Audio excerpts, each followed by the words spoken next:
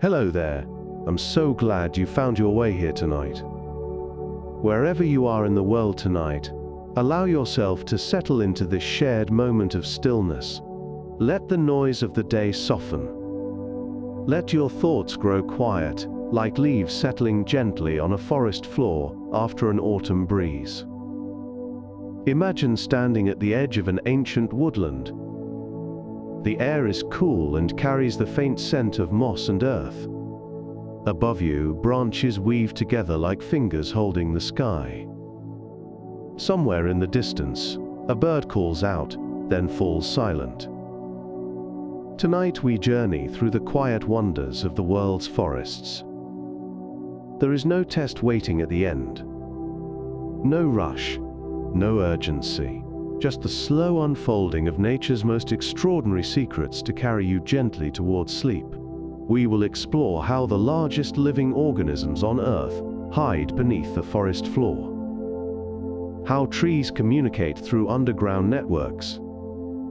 How forests create their own weather and hold more carbon than we ever imagined. All of it waiting to be whispered into the stillness. Tonight, let's drift off together while exploring over 100 soothing facts about forests. There's no rush here. No test at the end. Just soft words and quiet wonders to carry you into rest. Welcome to Drowsy Discovery. I am glad you found your way here tonight. Perhaps you have had a long day. Perhaps you simply enjoy falling asleep to thoughts about the remarkable forests that blanket our planet. Either way, this space is for you. There is something deeply calming about contemplating the wonders of forests. Every tree, every canopy, every hidden corner beneath the leaves carries within it a story millions of years in the making. You are part of that story. The oxygen in your lungs has passed through countless leaves. The water in your cells has cycled through roots and bark and branches across millennia. The very ground you walk on may rest upon layers of ancient forests compressed into coal or stone. If you enjoy these gentle journeys, I invite you to like, subscribe, or share a thought below. It helps others find their way here too, one sleepy soul at a time. But for now, all you need to do is relax. So settle in. Let your breathing slow. And let the weight of the day drift away, like morning mist rising through the trees. Forests are patient beyond measure. Trees grow for centuries without hurrying. Roots spread for miles without rushing. The canopy closes and opens with the seasons in rhythms older than any civilization. And yet, within all that slowness, there are sudden bursts of wonder. Mushrooms that glow in the darkness. Trees that explode in the cold. Fires that give birth to new life. Tonight, we will wander through this magnificent world. We will meet organisms that span entire mountains and discover processes that shape the very atmosphere we breathe. And we will uncover truths about forests that may surprise even the most curious minds. But there is no hurry. The forests have been standing for hundreds of millions of years. They can wait a little longer while you rest. Let us begin with the hidden giants beneath the soil. The world's largest living organism is a forest fungus. In the Blue Mountains of Oregon, a honey fungus known as Armillaria ostoyi has spread across nearly 10 square kilometers of forest floor, making it the largest living organism ever discovered. This single fungal individual weighs an estimated 6,000 tons and may be over 8,000 years old. It grows slowly through the soil, sending up mushrooms each autumn and feeding on the roots of trees. Most of its body remains hidden beneath the surface, a vast network of thread-like structures called mycelium that weave through the earth in search of nutrients. The fungus kills some trees as it spreads, creating gaps in the forest canopy that allow new growth to take hold. This ancient organism has been quietly expanding beneath the forest since before the first cities were built, a hidden giant that dwarfs even the largest whales. A single teaspoon of forest soil contains billions of organisms. When you hold a teaspoon of healthy forest soil in your palm, you are holding a universe of life too small to see. Within that tiny sample live billions of bacteria, hundreds of thousands of fungi, tens of thousands of protozoa, and countless nematodes, mites, and other microscopic creatures. The numbers are staggering. More organisms exist in that single teaspoon than there are people on Earth. Each one plays a role in the endless cycle of decay and renewal that makes the forest possible. Bacteria break down fallen leaves into nutrients. Fungi weave through soil particles, binding them together and creating channels for air and water. Nematodes hunt bacteria, releasing nutrients in their wake. This hidden world beneath our feet is one of the most complex ecosystems on Earth, yet we walk over it every day, without a second thought. Trees communicate through underground fungal networks called the Wood Wide Web. Beneath the forest floor, a remarkable internet of fungal threads connects the roots of trees in a vast communication network. Scientists call this system the Wood Wide Web. Fungi form partnerships with tree roots, trading nutrients for sugars in a relationship that benefits both partners. But the network does more than simple trade. Trees can send chemical signals through these fungal highways, warning their neighbors of insect attacks or disease. They can share sugars and water with struggling saplings or injured relatives. Some researchers have found that trees can recognize their own kin through these connections and preferentially share resources with their offspring.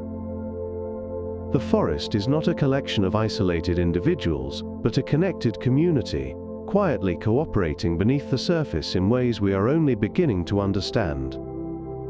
Mother trees nurture their offspring through hidden root connections.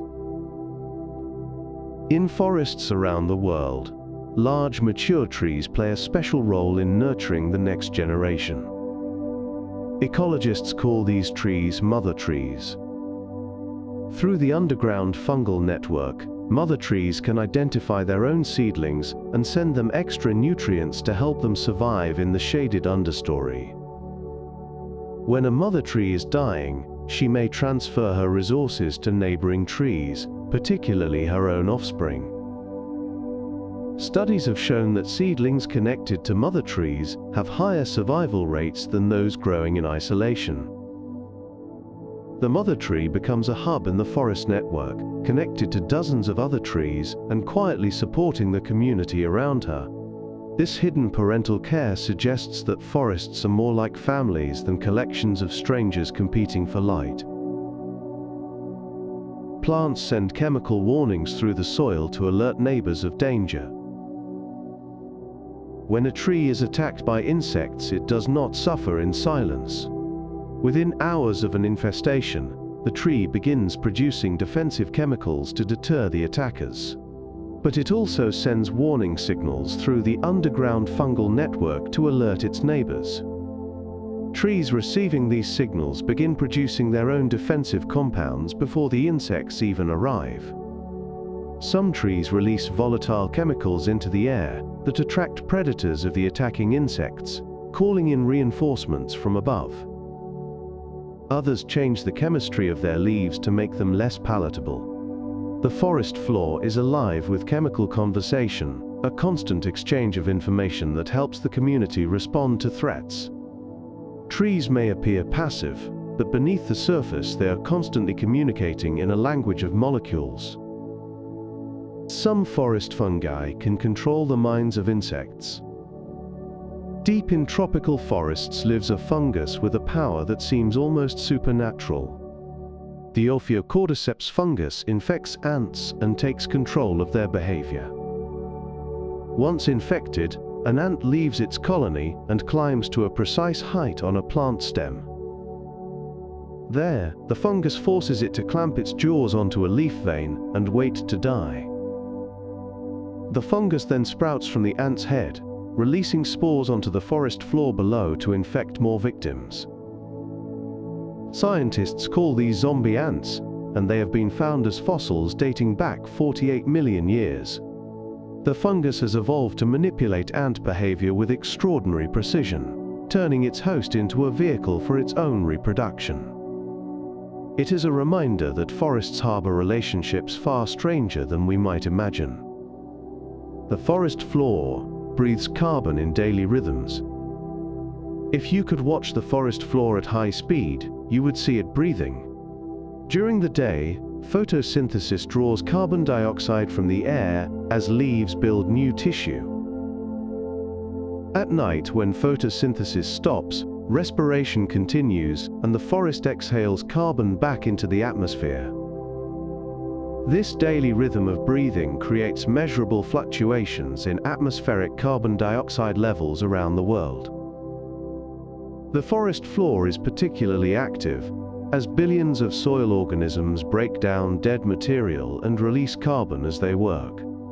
In spring and summer, when growth is fastest, forests draw down more carbon than they release. In autumn and winter, respiration dominates. The forest is not static but constantly breathing, exchanging gases with the atmosphere in rhythms tied to the turning of the earth. The oldest known trees began growing before the pyramids were built. In the White Mountains of California, high above the desert floor, stands a bristlecone pine that began growing more than 5,000 years ago. This tree was already ancient when the first Egyptian pyramids were built.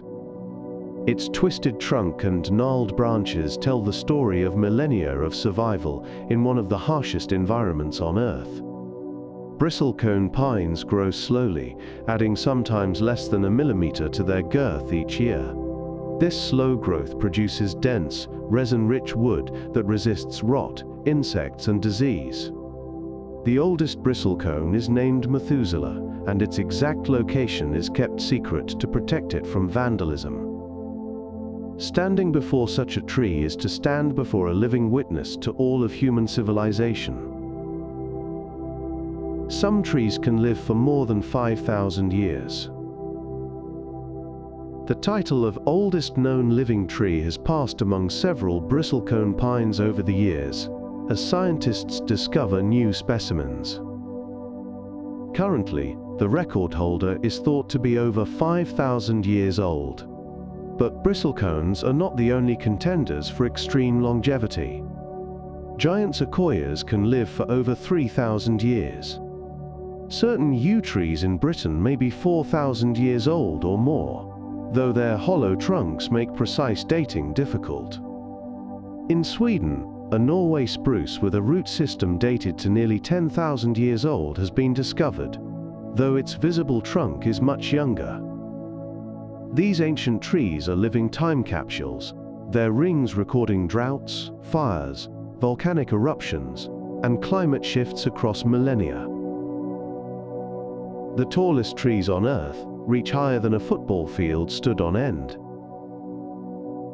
In the foggy coastal forests of Northern California, coast redwoods stretch toward the sky, with heights that seem almost impossible. The tallest known tree, named Hyperion, stands at over 115 meters, taller than the Statue of Liberty, including its pedestal. At such heights, the challenge of lifting water from roots to leaves becomes extreme. Redwoods have evolved to drink fog through their needles, supplementing the water they draw from the ground. Their crowns are so high that they create their own microhabitats, with ferns, salamanders, and even other trees growing in the accumulated soil of upper branches.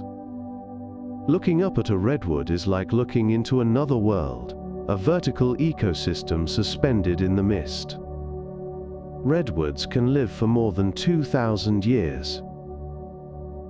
The coast redwood forests of California contain trees that were saplings when the Roman Empire was at its height. Many of these giants are over 1,000 years old, with some approaching 2,000 years. Their thick bark, up to 30 centimeters deep, protects them from fire and insects.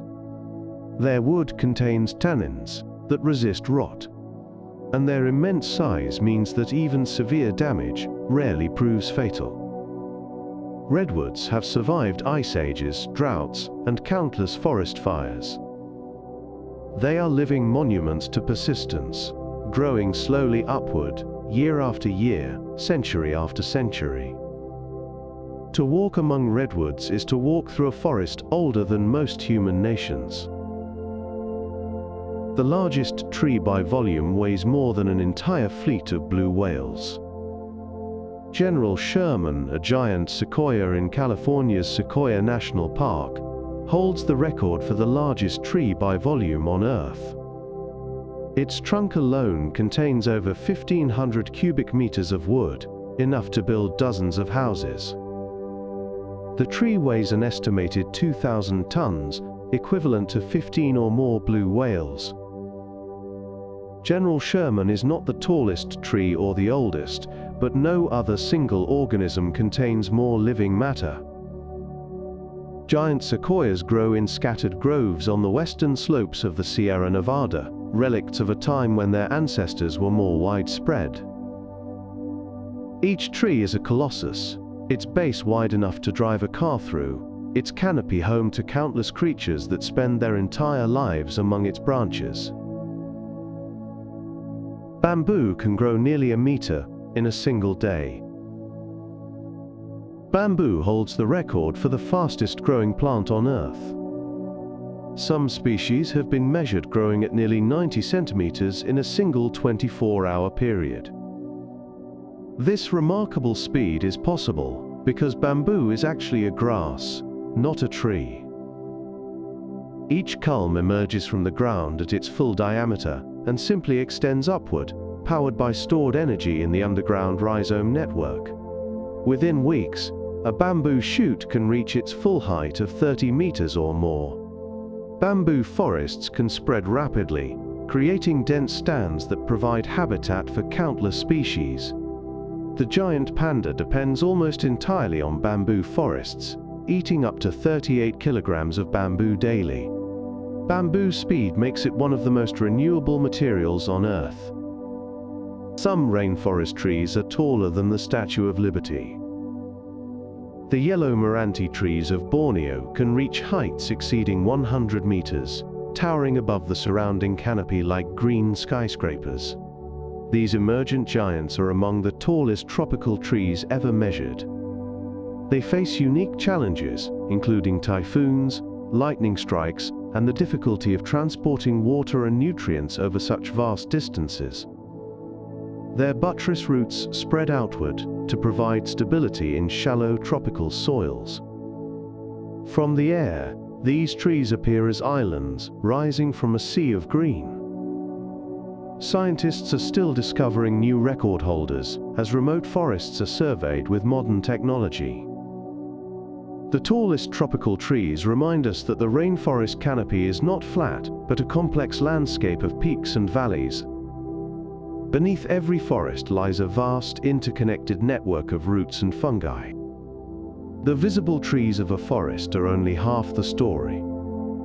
Beneath the soil lies a mirror world of roots and fungi that may contain as much biomass as the forest above. Tree roots spread far beyond the canopy, interweaving with neighbors and connecting through fungal partners. A single tree may be linked to dozens of others through this underground network. The fungi receive sugars from tree roots and, in return, provide minerals and water that trees cannot access on their own. This partnership, called mycorrhiza, is found in over 90% of land plants. The network transforms the forest from a collection of individuals into a connected superorganism, sharing resources and information through miles of hidden pathways. Trees share nutrients and warnings through underground highways. The fungal networks connecting forest trees do more than just transfer nutrients. They serve as highways for information. When a tree is attacked by insects or infected with disease, it can send chemical signals through the network to alert its neighbors. Trees receiving these warnings begin producing defensive compounds before the threat even arrives. Researchers have traced radioactive traces moving between trees through fungal connections, proving that resources flow actively through the network. Dying trees have been observed sending their remaining nutrients to neighbors, a final gift that helps the forest endure. These underground highways transform our understanding of forests from competitive battlegrounds to cooperative communities. Trees release scents to warn others of insect attacks. When caterpillars begin chewing on a willow tree, the tree does not simply endure the damage. Within hours, it begins producing chemicals that make its leaves bitter and less nutritious. But it also releases volatile compounds into the air that drift to neighboring trees. These airborne signals trigger the neighbors to begin their own defensive preparations before the caterpillars even arrive. Scientists call this phenomenon talking trees. Similar communication has been documented in maples, poplars, and many other species. Some trees release scents that attract predators of the attacking insects, calling in wasps or birds to eliminate the threat. The forest air is thick with chemical conversation, an invisible language that has been evolving for hundreds of millions of years. Some trees defend each other from predators. Acacia trees in Africa have developed a remarkable defensive partnership. When giraffes begin browsing on one tree, it releases ethylene gas into the air. Nearby acacias detect this signal and begin pumping bitter tannins into their leaves within minutes. Giraffes have learned to walk upwind to new trees, avoiding the warned neighbors. Some acacias go further, hosting colonies of stinging ants that attack any herbivore that touches the tree. The tree provides the ants with shelter and food, and the ants provide ferocious defense. These partnerships show that trees are not passive victims of the creatures that eat them, but active participants in a constant evolutionary battle. Trees in a forest can heal each other through shared resources. When a tree is damaged by lightning, disease, or storm, its neighbors may come to its aid. Through the underground fungal network, healthy trees can send sugars and nutrients to struggling companions. Scientists have documented trees keeping stumps alive for decades by feeding them through root connections. In some forests, trees of different species help each other, sharing resources across the boundaries that might seem to separate them. This cooperative behavior challenges the idea that nature is purely competitive. The forest operates more like a community, with individuals supporting each other through times of stress. A tree alone is vulnerable. A tree connected to its neighbors has the strength of the entire forest behind it. Certain forests share a single root system beneath the ground. In some forests, what appears to be many individual trees is actually a single organism connected by roots beneath the soil. The most famous example is Pando, a quaking aspen forest in Utah that is actually one tree with over 40,000 stems sharing a common root system. Pando is estimated to weigh 6 million kilograms, making it one of the largest organisms on Earth. Each stem may live only about 130 years, but the root system is estimated to be over 80,000 years old. The entire forest moves as one when the wind blows, its leaves trembling in unison. What we see as individuals are simply branches of a single vast being hidden beneath the ground. The roots of some forests stretch for miles underground. Tree roots can extend far beyond what we imagine. A single mature oak may have roots spreading over 20 meters from its trunk. In dry environments, roots can reach even further in search of water. Some eucalyptus trees have been documented, with roots extending over 40 meters deep. When multiplied across an entire forest, these root systems create an underground web that stretches for miles. This hidden infrastructure stabilizes soil, channels water, and stores enormous quantities of carbon. The visible forest is merely the tip of a biological iceberg. Beneath every stand of trees lies a world of roots, equal in complexity and importance to everything we see above. The Amazon alone holds 10% of all known species on Earth.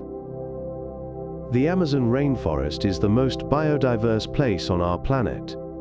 Within its borders live approximately 10% of all known species, including over 40,000 plant species, more than 3,000 types of fish, and roughly 20% of all bird species. Scientists estimate that millions of species in the Amazon remain undiscovered. A single hectare of Amazon rainforest can contain more tree species than the entire continent of North America. This extraordinary diversity has evolved over millions of years in a stable, warm, wet environment. Every time researchers study a new patch of forest, they find species unknown to science. The Amazon is not just a forest but a living library of evolutionary possibilities. The Amazon rainforest produces its own rain. About half of the rainfall that falls on the Amazon basin is recycled water, moisture that has already passed through the trees and returned to the atmosphere. Trees draw water up from the soil through their roots and release it through their leaves in a process called transpiration. This moisture rises, forms clouds, and falls again as rain. The forest creates its own weather system, a self-sustaining water cycle that covers an area larger than Western Europe. Scientists call this phenomenon the flying river, an invisible atmospheric flow that carries more water than the Amazon River itself. Without the trees, this cycle would collapse, turning much of the forest into savanna. Tropical forests breathe out vast rivers of water vapor. On a warm afternoon, a large rainforest tree can release hundreds of liters of water into the atmosphere. Multiply this by the billions of trees in a tropical forest, and the scale becomes staggering. The Amazon alone pumps approximately 20 billion tons of water vapor into the atmosphere every day. This moisture travels on prevailing winds, bringing rain to distant regions, including the agricultural heartlands of South America. The forest is not merely responding to rainfall but actively creating it, shaping climate patterns across thousands of kilometers. Tropical forests are the engines of the global water cycle, their influence extending far beyond their visible boundaries. Some forests are so wet that rain never reaches the ground. In the densest tropical rainforests, the canopy is so thick that raindrops may never touch the forest floor. Instead, water is captured by leaves, absorbed by epiphytes, and channeled down trunks and branches. Some estimates suggest that only 1 or 2% of rainfall in a dense rainforest reaches the ground directly. The rest is intercepted and used by the layers of life stacked upon each other. Pools of water collect in the cups of bromeliads high in the canopy, creating aerial ponds where frogs breed and insects live out their entire lives. The rainforest is a vertical world where water travels downward through countless living filters. Rainforests can create thunderstorms above their canopies. The massive release of water vapor from tropical forests does more than just create clouds. It can trigger powerful thunderstorms directly above the canopy. As warm, moist air rises from the forest, it cools and condenses, releasing energy that fuels convective storms. These storms can be so regular that they follow the daily rhythm of the forest, building each afternoon as transpiration peaks. The lightning generated by these storms plays a role in the nitrogen cycle, fixing atmospheric nitrogen into forms that plants can use. The forest creates its own fireworks, thunder rolling across the canopy as the trees breathe water into the sky. Rainforest trees can flower directly on their trunks. Many tropical trees produce flowers and fruits directly on their trunks and main branches, a phenomenon called cauliflory. Cacao trees, whose seeds give us chocolate, flour and fruit along their trunks. Jackfruit trees produce enormous fruits weighing up to 40 kilograms from their bark. This adaptation may help trees attract pollinators and seed dispersers that cannot easily reach the high canopy. Bats, which pollinate many tropical trees, can approach trunk flowers more easily than those hidden among leaves. Cauliflory also allows fruits to grow larger without breaking thin branches. Walking through a tropical forest, you may see flowers blooming from seemingly bare bark, a reminder that these ecosystems operate by rules different from temperate woodlands. The Amazon River once flowed in the opposite direction. Tens of millions of years ago, the Amazon River flowed westward into the Pacific Ocean. The rise of the Andes Mountains gradually blocked this path, creating a vast inland sea and swamp system, before the water eventually found its current route eastward to the Atlantic. This geological transformation shaped the evolution of Amazonian life, isolating populations and creating the conditions for explosive speciation. The river we see today is relatively young in geological terms, perhaps only 11 million years old in its current form. The Amazon basin has been reinvented multiple times, its forests advancing and retreating with changing climates, its waters finding new paths to the sea. The Amazon may be approaching a dangerous tipping point. Scientists warn that the Amazon rainforest may be approaching a threshold beyond which it cannot recover. Deforestation, climate change, and increasingly severe droughts are weakening the forest's ability to sustain itself. If enough trees are lost, the self-sustaining water cycle may collapse, transforming much of the forest into drier savanna. Some researchers estimate this tipping point could be reached when between 20 and 25% of the forest is gone. We are already close to this threshold. The consequences would be catastrophic, not just for the millions of species that call the Amazon home, but for the global climate that depends on its carbon storage and water cycling. The Amazon's fate affects us all. The boreal forest stores twice as much carbon as all the world's oil reserves. Stretching across Russia, Canada, Scandinavia, and Alaska, the boreal forest, also called the taiga, is the largest land biome on Earth. Within its soils, trees, and permafrost lies an estimated 1 trillion tons of carbon, more than twice the total carbon contained in the world's proven oil reserves. Much of this carbon is locked in the thick layer of slowly decomposing organic matter that covers the forest floor. In the cold northern climate, dead leaves and wood break down slowly, accumulating over thousands of years. If this carbon were released, it would dramatically accelerate climate change.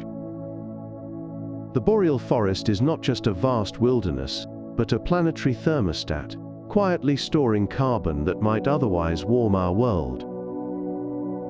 In the taiga, trees can explode in extreme cold. When temperatures in the northern forests drop to -40 degrees or colder, the water inside trees can freeze and expand with explosive force.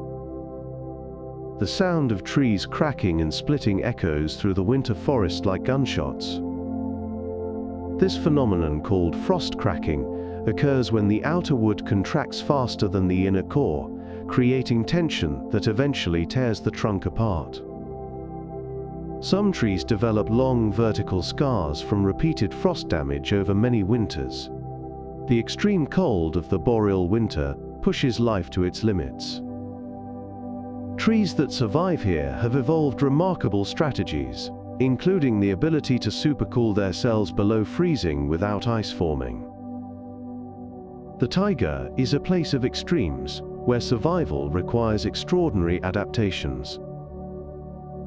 Some forests stayed green, even during the ice ages. During the last ice age, when glaciers covered much of the northern hemisphere, pockets of forests survived in sheltered locations. These refugia, as scientists call them, preserved species that would otherwise have been lost. When the ice retreated, these surviving forests spread north again, recolonizing the bare landscape. Genetic studies can trace modern trees back to these ancient refugia, revealing migration patterns written in DNA. Some refugia existed in unexpected places, such as the mountains of southern Europe or the Pacific coast of North America. These islands of life in a frozen world ensured that the diversity of the forest endured. Every tree in the modern boreal forest carries genes that survived the ice ages. The Congo rainforest holds more carbon than the entire United States emits in a decade. The Congo Basin in Central Africa contains the world's second largest tropical rainforest, and its carbon stores are immense. Scientists estimate that the Congo's trees and peatlands hold roughly 30 billion tons of carbon, equivalent to about 10 years of total United States carbon emissions. Much of this carbon is stored in recently discovered peatlands, waterlogged soils, where plant matter has accumulated for thousands of years without fully decomposing. These peatlands alone may contain as much carbon as all the world's tropical forests combined. The Congo is less studied than the Amazon, but its importance to the global climate is becoming increasingly clear. Protecting this forest is essential to any effort to stabilize our climate. Some forests grow on the slopes of active volcanoes. Around the world, forests have colonized the fertile slopes of volcanoes, thriving in soil enriched by volcanic minerals. In Hawaii, ohia forests grow on lava flows sometimes only decades old. In Indonesia, tropical forests climb the flanks of Krakatoa, the volcano whose catastrophic eruption in 1883 killed tens of thousands. In Japan, forests surround Mount Fuji despite its potential to erupt again. These pioneer forests demonstrate life's remarkable ability to reclaim even the most devastated landscapes. The volcanic soil provides nutrients that help trees grow quickly, while the risk of future eruptions is simply one of many hazards that forests have learned to endure. Life finds opportunity even in the shadow of destruction. There are fossilized forests beneath the Antarctic ice. Millions of years ago, Antarctica was covered not by ice, but by lush forests. Fossils of trees, ferns, and even dinosaurs have been found on the frozen continent. The climate was warm enough to support diverse ecosystems, and Antarctica was part of a supercontinent that included Australia, South America, and Africa. As the continents drifted apart and Antarctic became isolated at the South Pole, temperatures dropped, and ice began to accumulate. The forests died and were buried, preserved as fossils beneath kilometers of ice.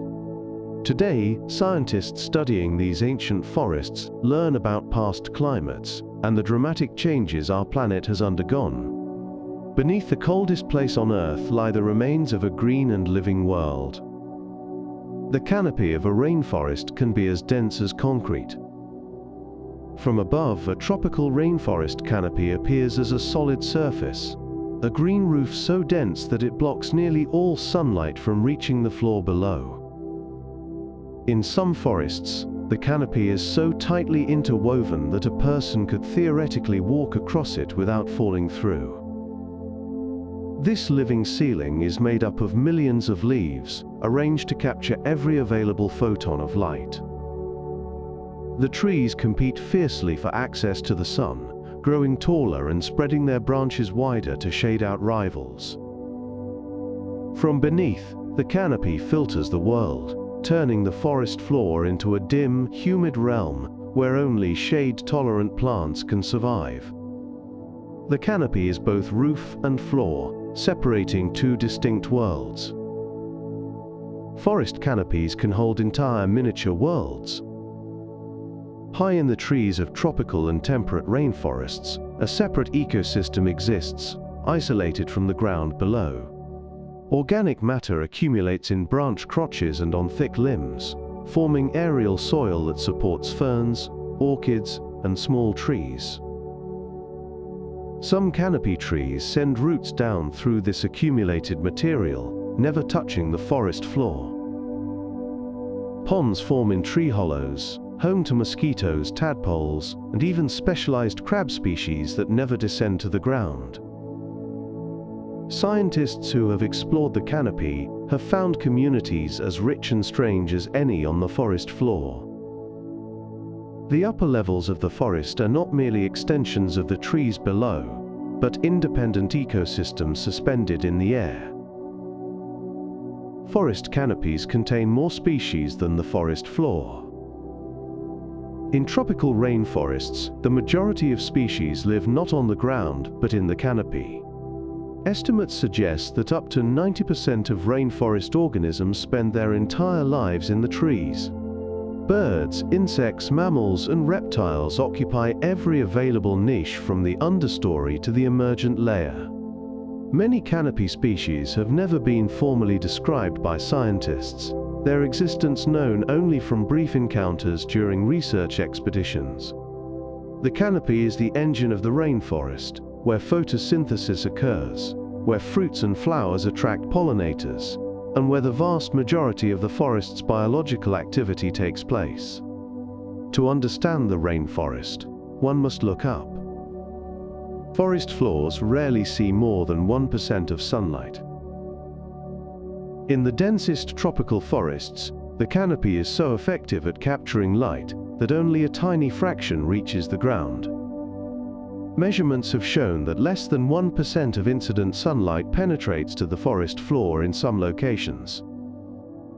This creates a dim, humid environment where only specially adapted plants can survive. Many forest floor plants have evolved enormous leaves to capture what little light filters through. Others have abandoned photosynthesis entirely, surviving by parasitizing fungi or other plants. The forest floor is a world of shadows, where life has adapted to near darkness in ways that seem almost alien. Walking through such a forest at midday, you might think the sun had already set. Trees in dense forests may never see direct sunlight. In the understory of a mature forest, young trees can wait for decades in the shade, growing slowly and waiting for an opportunity. When a canopy tree falls, creating a gap in the roof above, these patient saplings race upward toward the light. Many trees that grow in dense forests may live their entire lives without experiencing full sunlight. They survive on the scattered photons that filter through the canopy, their metabolism tuned to make the most of minimal resources. Only when chance creates an opening do they get their moment to reach for the sky. The forest is a waiting game, played in slow motion over centuries. Some forests are so dark they feel like night at noon. In the temperate rainforests of the Pacific Northwest and the cloud forests of Central America, the canopy can be so dense that walking on the forest floor feels like walking at dusk. The light is green and filtered, shadows deep and persistent. In some locations, flash photography is needed even at midday to capture images. This permanent twilight creates a world of moss and fern, where everything drips with moisture and the air itself feels thick. Creatures living on these forest floors have evolved to navigate by senses other than sight. The darkness is not absence but presence, a quality of the forest as fundamental as the trees themselves. There are entire ecosystems living in forest tree hollows. When a branch breaks, or a fungus creates a cavity in a living tree, a new world is born. Tree hollows fill with rainwater, fallen leaves, and organic debris, creating microhabitats that can persist for centuries. In tropical forests, these hollows may contain permanent ponds where frogs breed and insects complete their entire life cycles. In temperate forests, hollows provide shelter for owls, squirrels, and bats. Some trees develop multiple hollows at different heights, each hosting its own community of life. The hollow is a world within a world, a protected space where the processes of decay and renewal play out in miniature. A single large tree may contain dozens of such ecosystems, invisible to casual observers. Some forests burn regularly as part of their natural cycle. Fire is not always the enemy of forests. Many forest ecosystems have evolved to depend on periodic burning. In the pine forests of the American Southeast, fires historically swept through every few years, clearing brush and returning nutrients to the soil. Australian eucalyptus forests are similarly fire-adapted, with trees that can resprout from their bases after even the most intense blazes. Without fire, these forests become overcrowded and unhealthy. Dead material accumulates, invasive species take hold, and the natural cycle of renewal is disrupted. Land managers now use controlled burns to mimic the natural fire patterns that these forests need. Fire, properly understood, is a tool of regeneration rather than destruction. Fires can trigger seeds to sprout in forests. Some trees have evolved seeds that require fire to germinate. The intense heat of a forest fire cracks open the tough seed coats, allowing water and oxygen to enter and growth to begin. Other seeds are released only when fire melts the resin that holds pine cones closed. The lodgepole pine of North America keeps its cones sealed for decades until fire releases them. After a burn, thousands of seeds rain down onto the freshly cleared soil, germinating in a landscape temporarily free of competition. Some shrubs and wildflowers bloom only in the years following a fire, their seeds waiting in the soil for the signal that new space has opened.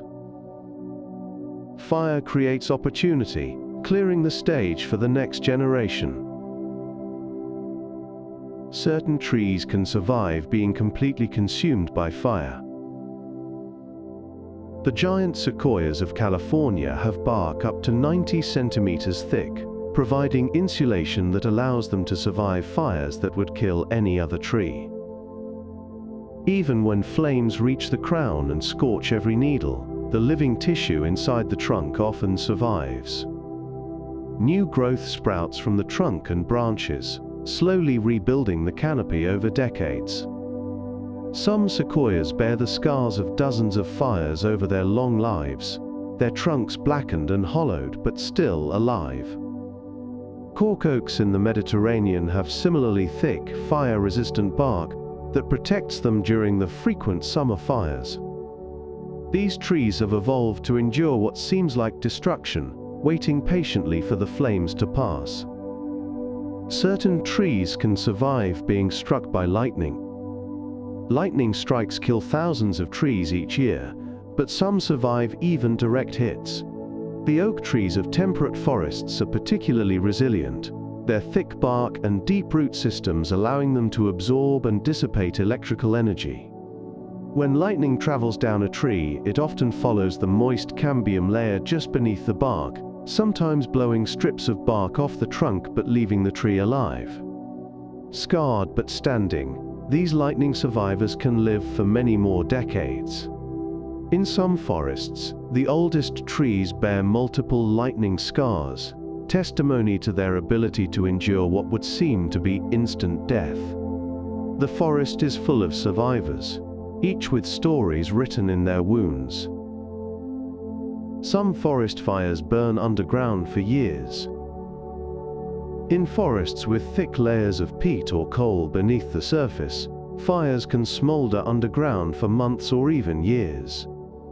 These zombie fires, as they are sometimes called, burn slowly through the organic material, producing little flame but enormous amounts of smoke. They are nearly impossible to extinguish because they exist beneath the surface, protected from rain and firefighting efforts. In Indonesia, peat fires burn every dry season, blanketing Southeast Asia in hazardous haze. In Siberia, fires that seem to be extinguished in autumn sometimes reignite in spring, having survived the winter by burning deep in the peat. These underground fires are one of the hardest natural phenomena to control. Forests can generate their own lightning. The combination of heat, moisture, and convection above large forests can create conditions for pyrocumulus clouds, thunderheads born from the energy of the forest itself. When a fire burns intensely, it heats the air above it, causing it to rise rapidly and carry moisture and particles into the upper atmosphere. If conditions are right, these fire-generated clouds can produce lightning, which in turn can start new fires. During extreme fire events, pyrocumulus clouds have been observed rising kilometers into the atmosphere, creating their own weather systems. The forest becomes both victim and creator of fire, caught in a feedback loop of destruction and energy that seems almost alive. Cloud forests drink directly from the sky. High in the mountains of the tropics, there exist forests that are perpetually wrapped in clouds. These cloud forests do not rely solely on rain. They drink moisture directly from the mist that engulfs them. Trees in cloud forests are draped with mosses, lichens, and ferns that capture water from the saturated air. Droplets condense on every surface and drip to the ground, providing a constant supply of moisture, even during the dry season. Some cloud forests receive more water from fog than from rain. This process of horizontal precipitation, as scientists call it, makes cloud forests some of the wettest ecosystems on Earth, despite receiving relatively modest rainfall. The trees are harvesters of clouds. Certain forests release aerosols that seed distant clouds. Trees release more than just oxygen and water vapor. They emit complex organic compounds called biogenic volatile organic compounds, including the terpenes that give pine forests their distinctive scent. These chemicals rise into the atmosphere, where they react with other gases and particles to form aerosols. These aerosols serve as cloud condensation nuclei, tiny seeds around which water droplets can form. Research has shown that forested areas produce more of these cloud-seeding particles than treeless regions. The trees actively promote the formation of clouds that will later drop rain upon them. The forest is not merely responding to weather but helping to create it. Forests can create their own winds. Large forests can influence local and regional wind patterns through differences in temperature, humidity, and surface roughness. During the day, the canopy heats up more slowly than bare ground, creating temperature gradients that drive air circulation. At night, the pattern reverses. These forest-induced breezes can carry moisture, pollen, and spores for miles. On a larger scale, some researchers believe that vast forests may draw moist air from the oceans deep into continental interiors, through a mechanism called the biotic pump. According to this theory, the transpiration of coastal forests creates low pressure that pulls ocean air inland, carrying rain far from the sea. Forests may not just grow where it rains, but make it rain where they grow. The smell of pine trees comes from chemicals that affect climate. The sharp, clean scent of a pine forest is produced by volatile organic compounds released by the trees. These chemicals, including pinene and limonene, are part of the tree's defense system, deterring herbivores and protecting against pathogens. But they also play a role in atmospheric chemistry. When these compounds reach the atmosphere, they can be oxidized to form secondary organic aerosols that scatter sunlight and serve as cloud condensation nuclei. The blue haze that often hangs over forested mountains is partly composed of these tree-generated particles. The smell of the forest is also the scent of climate regulation, a visible sign of the invisible chemistry that connects trees to the atmosphere. Forests can change the color of the atmosphere. The blue haze that gives the Blue Ridge Mountains and the Blue Mountains of Australia their names is not an optical illusion. It is real, created by the scattering of light by tiny particles released from the forests below. These particles are secondary organic aerosols, formed when volatile organic compounds from trees react with atmospheric gases. The particles are just the right size to scatter blue light more than other wavelengths, creating a bluish tint to the air. This phenomenon is strongest in summer, when trees are most actively producing volatile compounds. The color of the atmosphere above a forest is a visible signature of the chemical conversation between trees and sky. Forest air is filled with microscopic particles from trees. Walk through a forest on a summer day, and you are breathing air thick with invisible life. Pollen grains drift from cones and catkins. Fungal spores rise from the soil and from fruiting bodies on dead wood. Bacteria cling to dust particles stirred up by wind and animal movement. Fragments of leaves, bark, and moss float on the breeze. The air of a forest is a living medium, carrying genetic information, nutrients, and potential infections in every breath. Some of these particles travel for miles, connecting distant ecosystems through invisible atmospheric highways. Forest air is not empty. It is a suspension of life, a gaseous ecosystem in constant motion. Forests cool entire regions by several degrees. Forests are natural air conditioners. Through transpiration, trees release water vapor that absorbs heat as it evaporates, cooling the surrounding air. Studies have shown that forested regions can be several degrees cooler than nearby deforested areas. In tropical regions, the difference can be as much as 5 to 8 degrees Celsius. This cooling effect extends beyond the forest itself, influencing temperatures in surrounding agricultural areas and cities. Urban areas near forests benefit from cooler summer temperatures and reduced energy demand for air conditioning. Deforestation, by contrast, creates local hotspots that can alter regional weather patterns. The forest is a climate moderator, smoothing out the extremes of heat and cold. Forests help keep the poles frozen.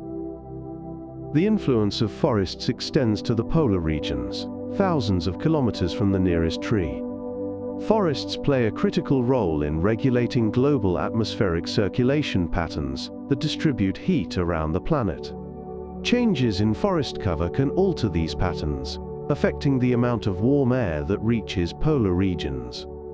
Additionally, forests remove carbon dioxide from the atmosphere, slowing the greenhouse warming that is causing polar ice to melt. The loss of forests accelerates climate change, which in turn accelerates ice melt at the poles. The fate of ice caps thousands of kilometers away is tied to the fate of forests in temperate and tropical regions. Everything is connected. Forests influence global wind patterns. The presence or absence of forests can alter the distribution of solar energy across the Earth's surface, changing temperature gradients that drive atmospheric circulation. Forests absorb more solar radiation than bare ground or snow, heating the air above them and creating convection currents. These currents influence larger-scale wind patterns that carry moisture and heat around the planet. Models suggest that large-scale deforestation could weaken monsoon systems in Asia and Africa, with devastating consequences for billions of people who depend on seasonal rains. The forest is not a passive feature of the landscape, but an active participant in the machinery of climate. Forests may be cooling the planet more than we thought. Recent research suggests that forests provide cooling effects beyond simply absorbing carbon dioxide. The volatile organic compounds released by trees can increase cloud cover and reflectivity. The physical structure of forest canopies affects how energy moves between the surface and atmosphere. Some scientists estimate that these biophysical effects may be as important as carbon sequestration in determining the overall climate impact of forests. Tropical forests, in particular, appear to provide significant cooling through evapotranspiration and cloud formation. Temperate and boreal forests have more complex effects, sometimes warming their local environments by absorbing more sunlight than bare ground. The full climate impact of forests is still being unraveled. Forests influence the chemistry of the oceans. Rivers flowing through forests carry dissolved organic matter, nutrients, and minerals to the sea. This forest-derived material influences the productivity and chemistry of coastal waters, and even the open ocean.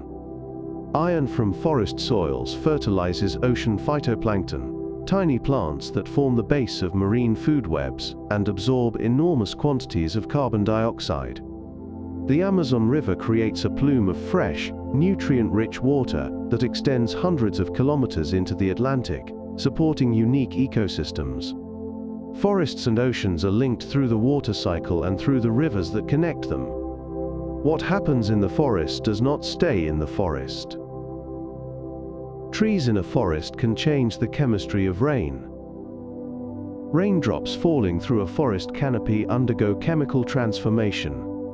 As water passes over leaves and bark, it picks up organic acids, nutrients, and other compounds released by the trees. By the time it reaches the ground, throughfall, as this water is called, has a different chemical composition from the rain that entered the canopy. The forest filters and enriches the water, preparing it for use by soil organisms and roots below. In some forests, the acidity of throughfall differs significantly from open rainfall, affecting soil chemistry and nutrient availability. The trees are not passive recipients of rain, but active processors of it. Some forest rivers turn black from leaf chemicals. In certain forested regions, rivers run a deep brown or black color that seems almost unnatural. This coloration comes from tannins and other organic compounds leached from fallen leaves and decaying vegetation. The Rio Negro in Brazil is a famous example, its dark waters flowing beside the tan-colored Solimões before the two merge to form the Amazon. These blackwater rivers are highly acidic and low in nutrients, creating unique ecosystems adapted to these challenging conditions. The darkness of the water reduces light penetration, limiting aquatic plant growth and creating a different ecological structure from clearer rivers. The color of a forest river tells the story of the leaves that fell upstream. Forests store more fresh water than all the world's lakes. The living tissues of forest trees, the soil beneath them, and the organic matter covering the forest floor together hold vast quantities of water. Some estimates suggest that the world's forests contain more fresh water at any given moment than all the lakes on Earth combined. This stored water is released slowly through transpiration and groundwater seepage, providing a steady supply to streams and rivers, even during dry periods. Forests act as sponges, absorbing rainfall during wet periods and releasing it gradually over time. Deforestation disrupts this buffering capacity, leading to more severe floods during rains and more severe droughts in between. The forest is a living reservoir. Some trees store water in their trunks like living reservoirs. Baobab trees of Africa and Australia have evolved to store thousands of liters of water in their swollen trunks. These living water towers can survive years of drought by drawing on their internal reserves. Other trees, like the bottle tree of Queensland, have similarly expanded trunks adapted for water storage. In times of extreme drought, elephants and other animals have been known to break open baobab trunks to access the water inside. The baobab can live for over 1,000 years, its trunk expanding and contracting with the cycles of wet and dry seasons. These trees are reservoirs, pharmacies, and ecosystems unto themselves. Forest leaves may hold traces of distant ocean spray. water that falls on forests has often traveled vast distances. Isotopic analysis of rainwater can reveal whether it originated from nearby lakes, distant oceans, or from the transpiration of other forests. Traces of sea salt and marine organic matter have been found in rainwater falling on forests hundreds of kilometers from the coast. The water cycle connects the deepest forests to the most distant seas. A drop of water falling on a tree in the heart of the Amazon may have evaporated from the Atlantic weeks earlier, carried across the continent by winds that brought the ocean to the forest. Every raindrop is a traveler. There are forests growing beneath the ocean surface. Kelp forests are underwater ecosystems that rival tropical rainforests in their productivity and biodiversity. Giant kelp can grow over 30 meters tall, creating towering underwater canopies that provide shelter for thousands of species. These marine forests are found in cold, nutrient-rich waters along coastlines around the world. Sea otters, fish, invertebrates, and countless other creatures depend on kelp forests for food and protection. Like terrestrial forests, kelp forests absorb carbon dioxide and produce oxygen. They grow at astonishing rates, sometimes adding half a meter per day. Though made of algae rather than trees, kelp forests function as true forests, with canopy layers, understory communities, and the constant struggle for light. Some forests grow on floating mats of vegetation. In wetlands and lake margins around the world, floating mats of vegetation can become thick and stable enough to support trees and shrubs. These floating forests rise and fall with water levels, drifting slowly across lakes as winds and currents move them. In some tropical swamps, floating vegetation creates islands that support diverse plant communities. The roots of the plants interweave to form a mat that may be meters thick, strong enough in some cases to walk across. These mobile forests exist at the boundary between land and water, their position shifting with the seasons and the years. Some forests are shaped by seasonal floods. In the Amazon basin, vast areas of forest are flooded for months each year as the river rises with the rainy season. Fish swim among the tree trunks, feeding on fruits and seeds that fall from the canopy above. Trees in these flooded forests, called Drowsy and agapo, have adapted to spend half their lives underwater. Some can survive with their roots submerged for 6 months or more.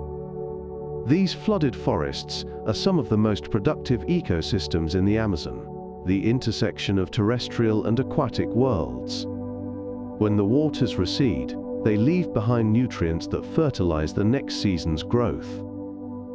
Insects may outnumber leaves in some forests. A single large tree can have over 200,000 leaves. A hectare of tropical forest may contain millions of leaves spread across thousands of trees. Yet even these numbers may be exceeded by the insect population. Estimates suggest that tropical forests contain several hundred million insects per hectare, with some calculations reaching into the billions. Ants alone may number in the tens of millions per hectare. These insects form the foundation of forest food webs, processing dead material, pollinating flowers, dispersing seeds, and providing food for birds, reptiles, and mammals. The forest hums with their activity. To walk through a rainforest is to be surrounded by a multitude of tiny lives beyond counting. Some forest plants trap and eat insects. In nutrient-poor forest soils, some plants have evolved to supplement their diet by catching and digesting insects. Pitcher plants lure insects with nectar and bright colors, then trap them in slippery tubes where they drown and are slowly digested. Sundews trap insects on sticky tentacles that curl around their prey. Venus flytraps snap shut in a fraction of a second when trigger hairs are touched. In the cloud forests of South America and Southeast Asia, carnivorous plants have diversified into hundreds of species, each with its own method of capture. These predatory plants remind us that the boundary between hunter and hunted is not as clear as we might assume. Forests harbor viruses we have never discovered. The diversity of life in forests extends to the microscopic world of viruses.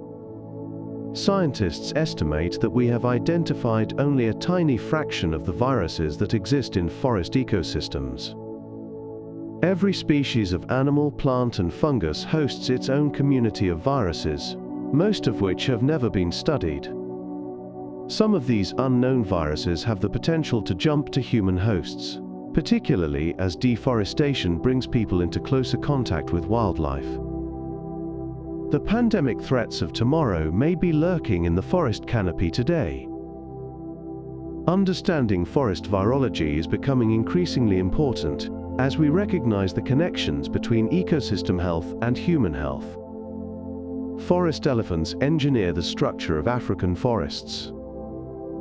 In the rainforests of Central Africa, forest elephants play a crucial role in shaping the ecosystem around them.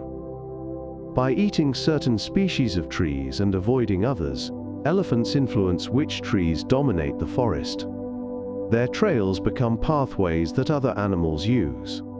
Their dung disperses seeds and provides nutrients for beetles and other decomposers. Studies have shown that forests with healthy elephant populations have different structures and compositions than forests where elephants have been removed. The elephants are gardeners, tending the forest through their feeding habits and movements. Without them, the forest would become a different place. Some forests are maintained by bats and birds carrying seeds.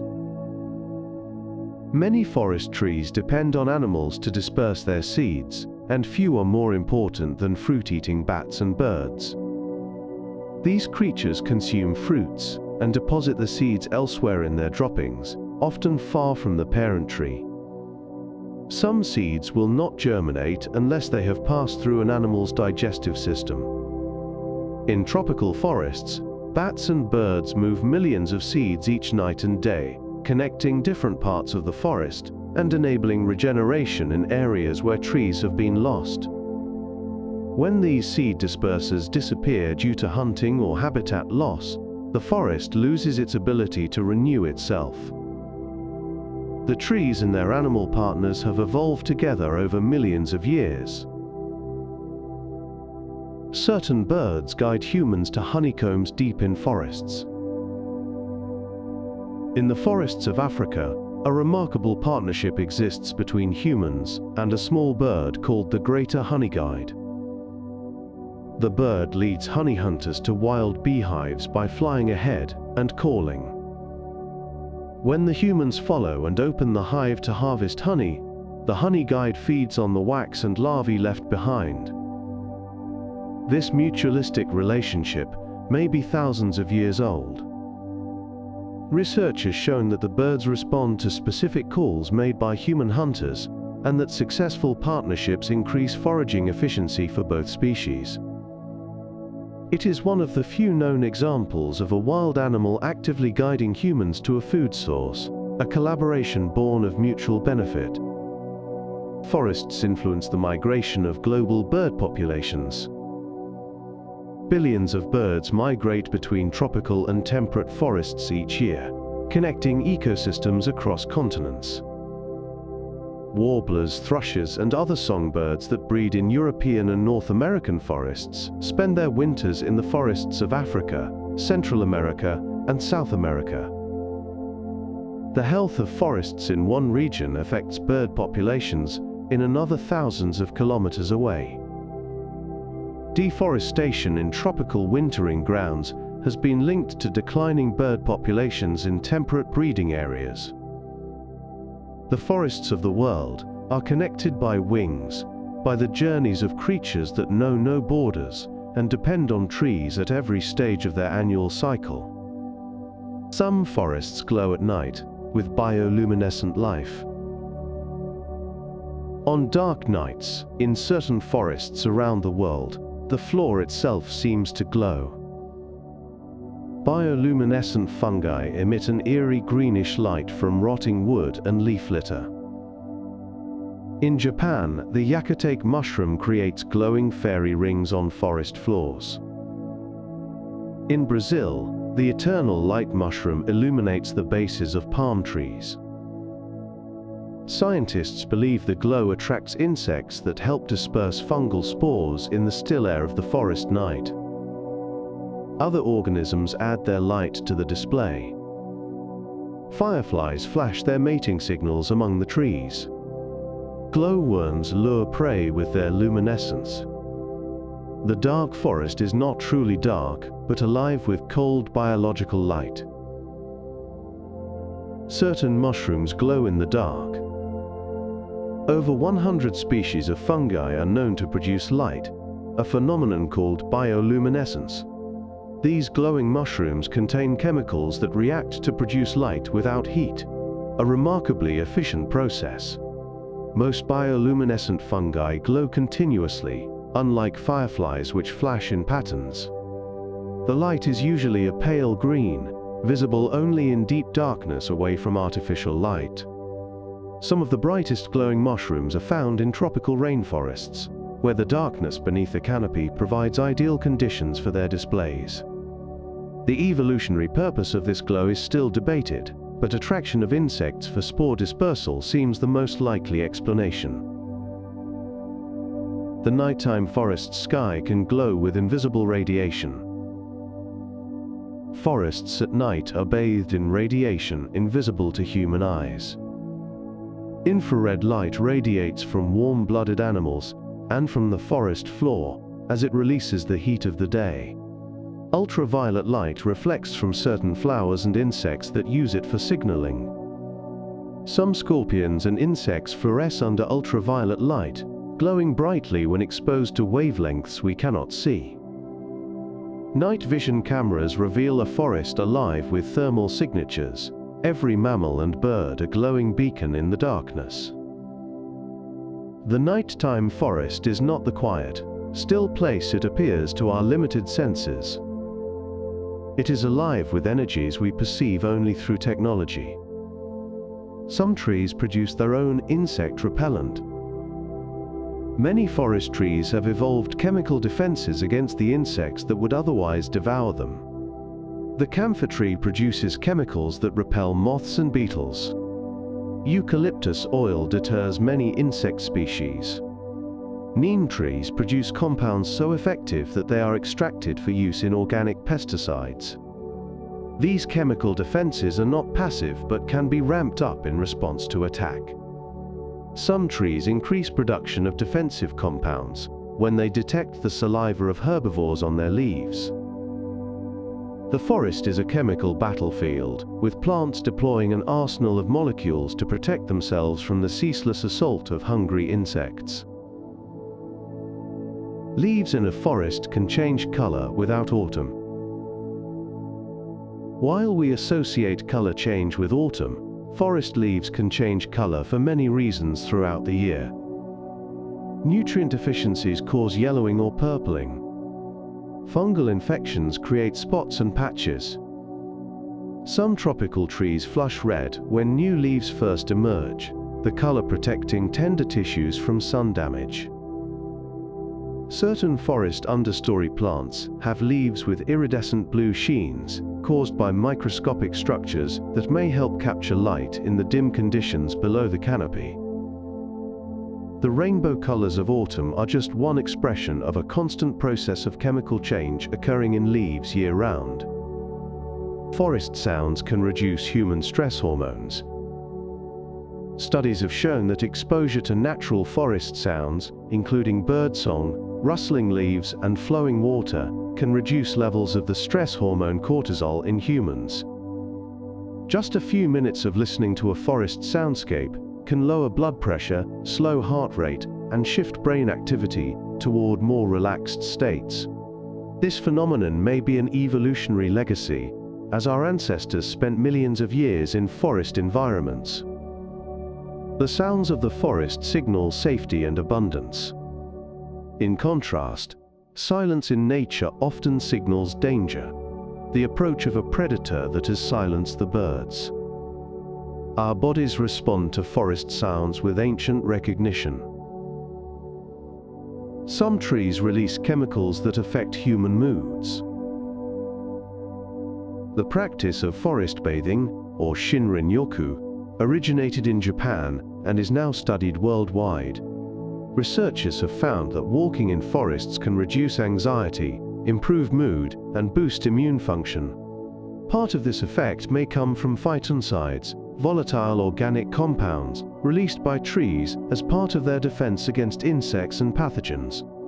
When we breathe forest air, we inhale these compounds, which have been shown to reduce stress hormones and increase the activity of natural killer cells in our immune system. The forest is not just pleasant to visit, it is medicinal. The air in forests acts like natural medicine for humans. Beyond phytoncides, forest air contains negative ions, charged particles that have been associated with improved mood and reduced symptoms of depression. Forest air is also cleaner than urban air, filtered by leaves that trap particulates and absorb pollutants. The combination of cleaner air, beneficial compounds, and reduced urban noise creates an environment that is genuinely therapeutic. Hospitals in some countries now prescribe forest walks for patients recovering from illness or surgery. The ancient intuition that forests are healing places has been confirmed by modern science. Forests at night can be louder than cities. While we often think of forests as peaceful and quiet, the opposite can be true after dark. In tropical forests, the nighttime chorus of insects, frogs, and nocturnal birds can reach sound levels comparable to city traffic. Cicadas can produce sounds exceeding 100 decibels, louder than a chainsaw. The cacophony is a competition for mates, with each species trying to be heard above the rest. This soundscape has a structure, with different species calling at different frequencies and times to avoid interference. The forest night is a symphony, each voice occupying its own acoustic niche. The soundscapes of forests change dramatically from dawn to night. Forest soundscapes are not constant, but change through the course of each day. The dawn chorus, as birds compete to establish territories and attract mates, is one of the richest sound events in nature. As the day heats up, many species fall silent, and the forest becomes quieter. In the evening, a new shift begins, as nocturnal animals awaken. Owls, nightjars, and bats take over from diurnal birds. Insects and frogs fill the air with their calls. Mammals emerge from their hiding places. The forest has day and night shifts, each with its own cast of characters and acoustic signatures. Forests sing with constant insect choruses. In many forests, particularly in the tropics, the background hum of insects is constant. Cicadas, crickets, and katydids produce calls that blend into a continuous acoustic wallpaper. Each species has its own frequency and pattern, evolved to stand out from the noise. Some insects synchronize their calls, creating waves of sound that pulse through the forest. Others call in alternation, taking turns so that each can be heard. The insect chorus is not random noise, but structured communication, a complex conversation happening in frequencies both audible and beyond the range of human hearing. Forests can create their own weather forecasts. Some forest creatures seem to predict weather changes before any signs are visible to humans. Birds often fall silent before storms, and some species call more frequently when rain is approaching. Ants have been observed moving their colonies to higher ground before flooding. Trees may close their stomata, the pores in their leaves, hours before a storm arrives. Whether these behaviors are truly predictive or simply responses to subtle environmental cues that humans miss is still debated. but the forest often seems to know what weather is coming before we do. Some forests are so remote, they remain almost completely unexplored. In the mountains of New Guinea, the highlands of Borneo, and the depths of the Congo Basin, there remain forests that have never been systematically surveyed by scientists. Indigenous peoples may know these lands intimately, but to Western science they are blank spaces on the map. Expeditions to these remote areas regularly discover species unknown to science, sometimes dozens in a single trip. The challenges of access, climate, and terrain have preserved these forests as the last frontiers of biological exploration. Every year, the list of known species grows as researchers venture into the unknown. How many wonders remain hidden in forests no scientist has ever entered? Some forests contain ancient human structures still hidden. Modern technology is revealing that many forests hide the remains of past civilizations. LiDAR scanning, which uses lasers to penetrate the canopy and map the ground below, has uncovered extensive networks of ancient cities, roads, and agricultural systems beneath the jungles of Central America, Southeast Asia, and South America. The Maya civilization was far larger than previously thought. Angkor in Cambodia extended across thousands of square kilometers. The Amazon, once believed to be pristine wilderness, shows signs of intensive past management. The forest has swallowed these human creations, but traces remain beneath the green, waiting to be found. The world's rarest forests exist only on tiny islands. Some forest types are so rare they exist only in a few square kilometers on isolated islands. The cloud forests of Juan Fernandez off Chile, the dry forests of the Galapagos, and the laurel forests of the Azores are found nowhere else on Earth. Island forests often contain endemic species that have evolved in isolation for millions of years. The loss of even a small area can mean the extinction of species found nowhere else. These tiny forests are arcs, preserving unique evolutionary lineages that represent irreplaceable chapters in the story of life. Their protection is a matter of global importance. Some forests contain species found nowhere else.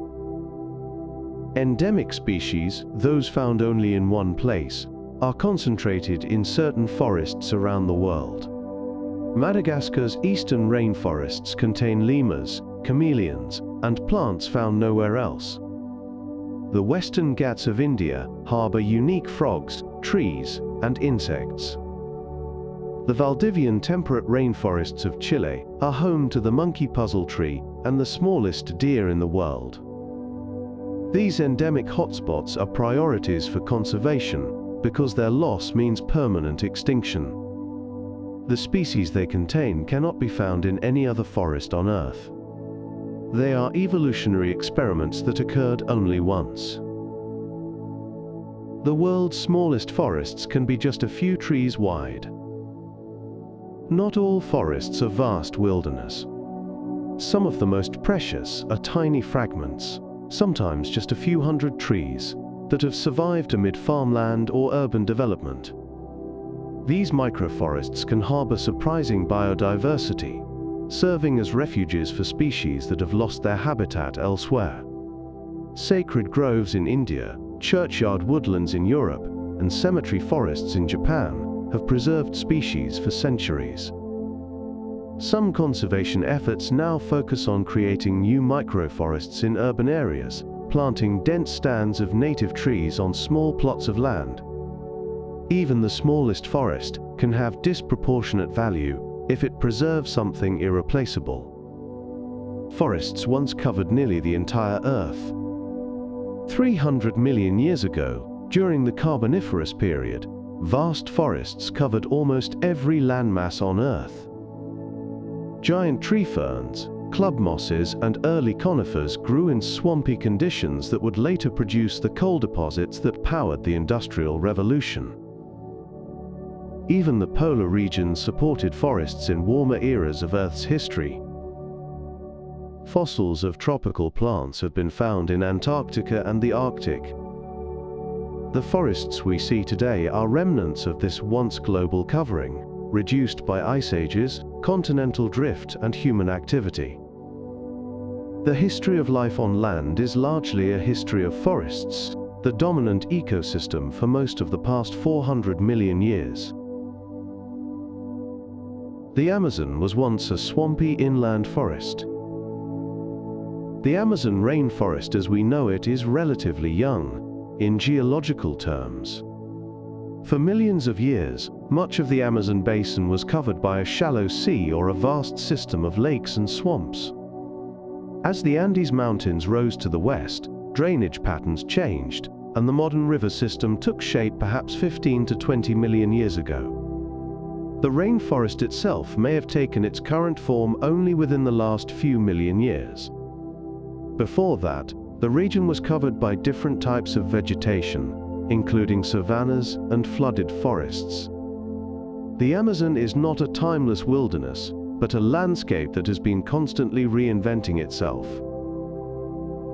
Ancient forests have been preserved in stone for hundreds of millions of years. Petrified forests around the world offer windows into the forests of the distant past.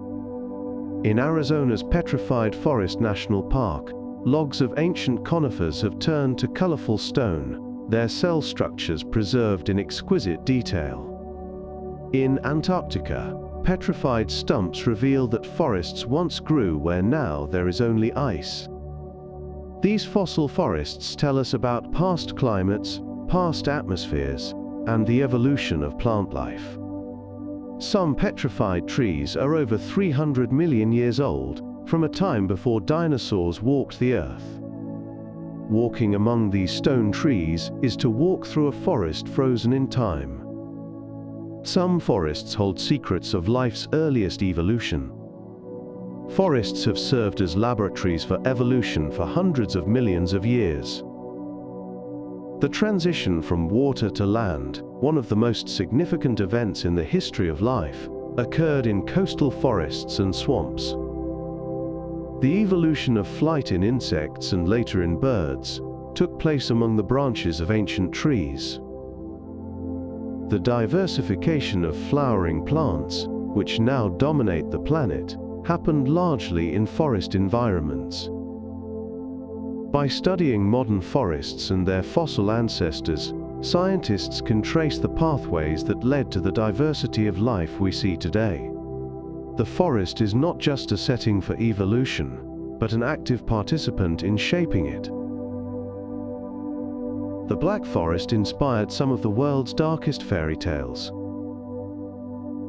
The ancient forests of Central Europe, particularly the Schwarzwald or Black Forest of Germany, inspired generations of storytellers. The dense dark woods where sunlight rarely penetrated, and where wolves and bears once roamed, became the setting for tales of witches, giants, and lost children. The Brothers Grimm collected many of these stories in the early 19th century, preserving a folklore shaped by centuries of living at the edge of the wild. Today the Black Forest is much diminished, but its cultural legacy persists. The forest remains a symbol of mystery and danger in the human imagination, a place where the ordinary rules do not apply. Forests are expanding in some parts of the world. While deforestation continues in many tropical regions, forests are actually expanding in parts of Europe, North America, and Asia. Abandoned farmland is reverting to woodland. Reforestation programs are planting millions of trees each year. Natural regeneration is filling in gaps created by past logging. In some countries, forest cover has increased significantly over the past century. This regrowth is encouraging but cannot compensate for the loss of primary forests, which contain far more biodiversity and store more carbon than young secondary growth. The trend shows that forest recovery is possible when conditions allow, offering hope for the future. Some forests are growing where deserts once spread. The Great Green Wall Initiative aims to create an 8,000-kilometer belt of trees across the African Sahel, from Senegal to Djibouti.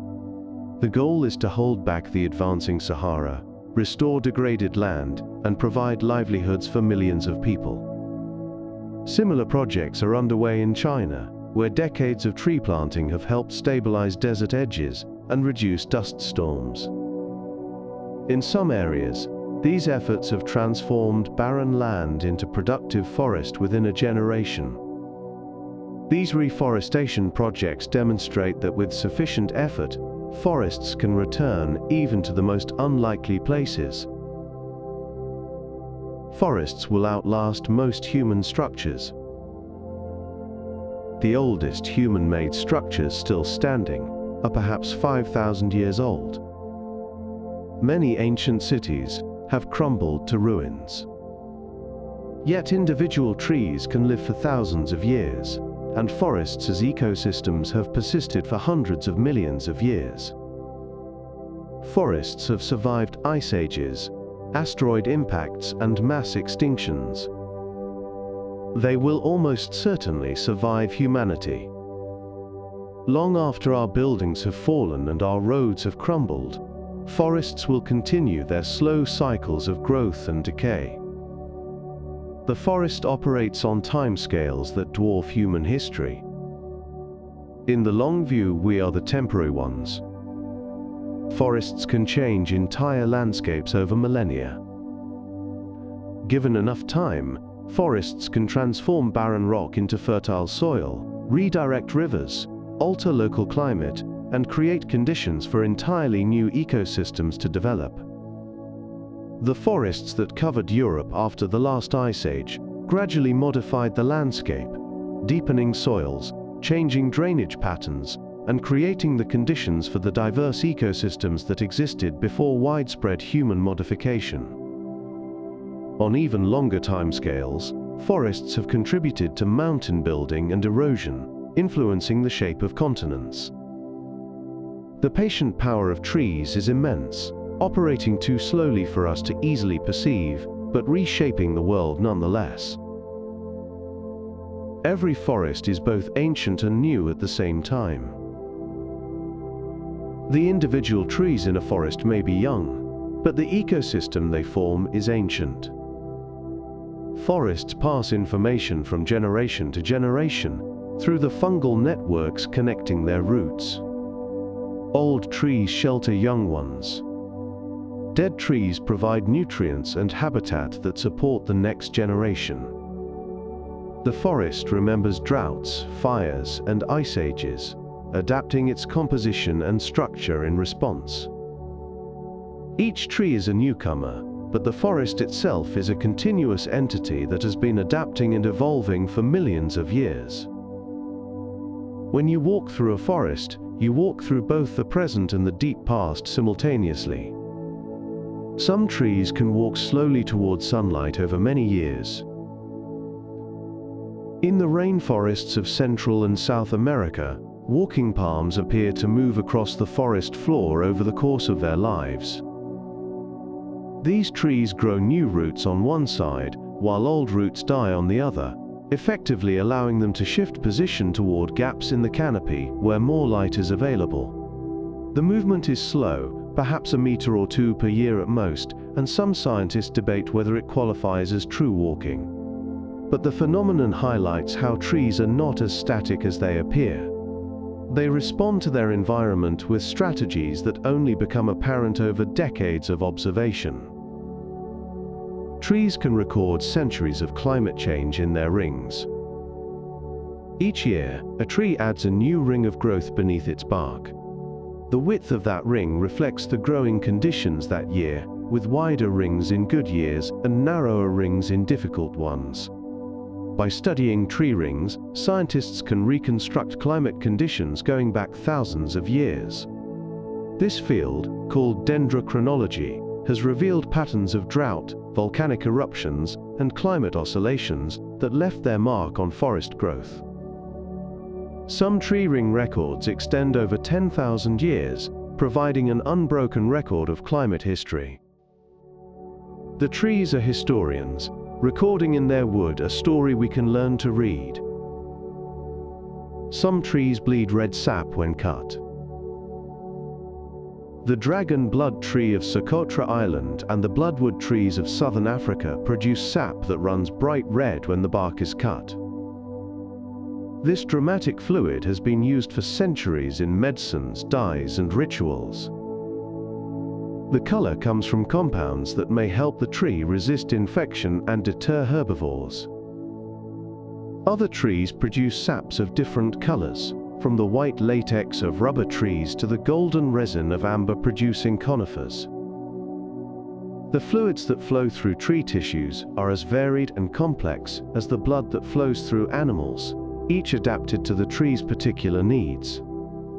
Certain trees produce hundreds of gallons of sap in a season. The sugar maple trees of northeastern North America are living fountains, pumping hundreds of liters of sweet sap up through their trunks each spring. As temperatures fluctuate between freezing nights and warmer days, pressure changes within the tree force sap upward through the wood. Farmers tap into this flow, collecting the sap and boiling it down to produce maple syrup. It takes approximately 40 liters of sap to produce a single liter of syrup. The sap carries sugars that the tree stored in its roots over the winter, energy reserves being mobilized to fuel the burst of growth that comes with spring. Some trees have bark thick enough to resist even the most intense flames. Giant sequoias can survive forest fires that would kill any other tree, thanks to bark that can be over 90 centimeters thick. This insulating layer protects the living tissues beneath from the heat of passing flames. Cork oaks in the Mediterranean have similarly thick, fire-resistant bark that allows them to re-sprout after the summer fires that regularly sweep the region. These adaptations have evolved over millions of years in fire-prone ecosystems. The bark is armor, developed in response to a threat that has shaped forest evolution since long before humans existed. The Amazon's trees release more oxygen than all the world's grasslands.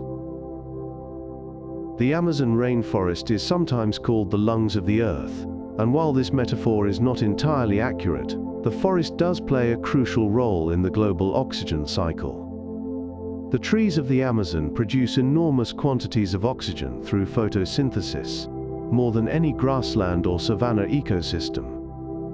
However, most of this oxygen is consumed by the forest itself through respiration, leaving little net export to the global atmosphere.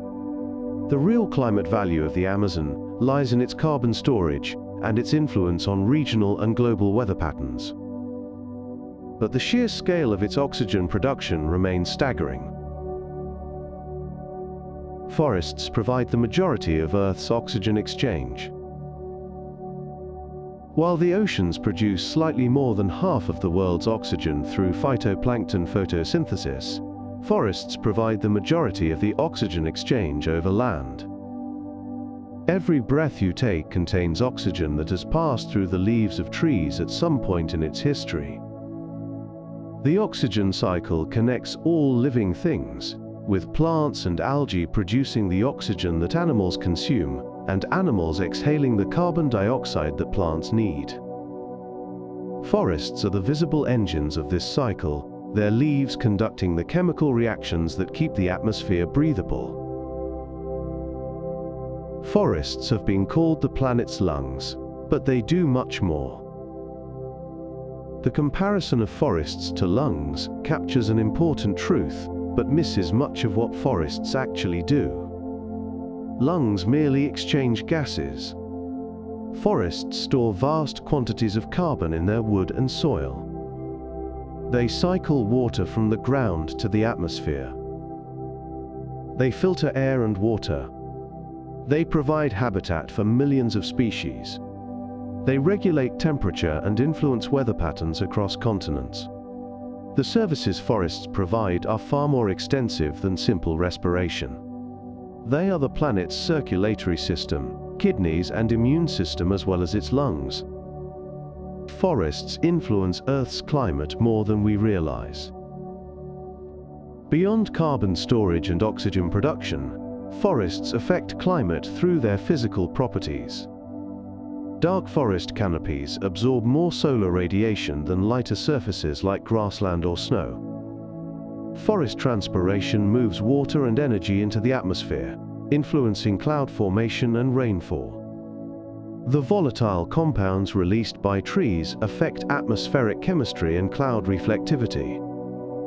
These biophysical effects can be as important as carbon cycling in determining the overall climate impact of forests. The full role of forests in the climate system is still being researched, but it is clear that they are far more than passive vegetation covering the land. Forests still hide mysteries we have yet to discover. Despite centuries of scientific study, forests continue to surprise us. New species are discovered every year, from tiny insects to large mammals. Ecological processes we thought we understood turn out to be more complex than imagined. The Wood Wide Web, the communication between trees, the role of forests in climate, all of these are relatively recent discoveries. What else remains hidden beneath the canopy and within the soil? Scientists estimate that millions of forest species have yet to be formally described. The forest keeps its secrets, revealing them slowly to those patient enough to look. The Amazon contains more species than any other forest on Earth. The biodiversity of the Amazon is almost incomprehensible. The forest contains roughly 10% of all known species on Earth, including over 40,000 plant species, over 1,500 bird species, and more types of fish than the entire Atlantic Ocean. New species are discovered almost weekly. A single hectare can contain more tree species than exist in all of Northern Europe. This extraordinary diversity has evolved over millions of years, in a relatively stable tropical environment. The Amazon is not just a forest, but a library of evolutionary experimentation, containing solutions to problems that life has faced across hundreds of millions of years. Some bamboo forests tower higher than skyscrapers within weeks. The speed of bamboo growth verges on the magical. Some species can grow nearly a meter per day, reaching their full height of 30 meters or more within just a few weeks. Unlike trees, which grow from their tips, bamboo extends from the base, each segment pushing the one above it higher. A bamboo forest that appears sparse one month can be impenetrably dense the next. This rapid growth makes bamboo one of the most renewable resources on Earth, able to regrow after harvesting far faster than any conventional timber. Bamboo forests are not patient. They are explosions of vegetative ambition. Certain forests can make their own clouds. Forests do not just respond to clouds. They help create them. The water vapor released through transpiration rises into the atmosphere and can trigger cloud formation directly above the canopy. In tropical regions, the daily cycle of transpiration produces afternoon clouds almost like clockwork. The organic particles released by trees serve as nuclei, around which water droplets can condense. Some scientists believe that large forests may influence weather patterns far beyond their borders, drawing moist air from the oceans deep into continental interiors. The forest reaches upward, calling down the clouds that will sustain it. Forests remind us that life is both fragile and fierce. A single tree can be killed by a beetle the size of a grain of rice. An entire forest can burn in a matter of days. Drought, disease, and storm can devastate centuries of growth. And yet, forests have survived ice ages, asteroid impacts, and mass extinctions. They have colonized volcanic islands and reclaimed land, after glaciers retreated. They have been cut down and grown back, burned and regenerated, threatened and endured. The forest is both vulnerable to harm and impossibly resilient over time. This paradox is the essence of life itself, delicate in its individual expressions, but fierce in its persistence across geological ages. Tonight, as you rest, the forests of the world continue their patient work, preparing for whatever the next millennium might bring. And now the wonders of the forest begin to gently fade behind your thoughts. You have wandered through over 100 quiet marvels. From the immense fungal networks hidden beneath the soil to the towering canopies that touch the clouds. From ancient trees that have witnessed thousands of years to forests that create their own rain and weather. You have explored the hidden worlds within tree hollows, walked through forests that glow with bioluminescent light, and discovered how trees communicate, share, and protect one another across vast underground networks. You are part of this story, not just an observer, but a participant woven into the fabric of the forest world. The oxygen in your lungs has passed through countless leaves. The air you breathe carries the gentle breath of trees that have stood since before your grandparents were born. The water in your cells has cycled through roots and bark and branches since the beginning of time. If your eyes feel heavy now, let them close. Let the rhythm of your breath become steady, like the gentle sway of branches, like the patient pulse of sap rising through ancient wood. Tonight, as you rest, forests continue their quiet work. Trees are growing. Roots are spreading. Leaves are breathing. Somewhere in the darkness, fungi are sending messages through miles of underground networks, and creatures are glowing softly in depths where no sunlight has ever reached. You are a small, warm presence within this vast living world, peacefully resting among the wonders. Sleep well. Sweet dreams. And may you carry with you the quiet knowledge that you are part of a story that has been unfolding for hundreds of millions of years, and will continue long after the oldest trees we know have returned to the soil from which they grew.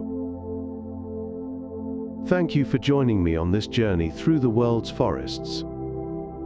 If you enjoyed this video, please subscribe to Drowsy Discovery for more soothing explorations of our remarkable planet. There are more wonders waiting. More secrets hidden in canopies and caves. More mysteries to drift through on quiet evenings. Rest well, and may the gentle presence of forests keep you company through the night. This has been Drowsy Discovery. Good night.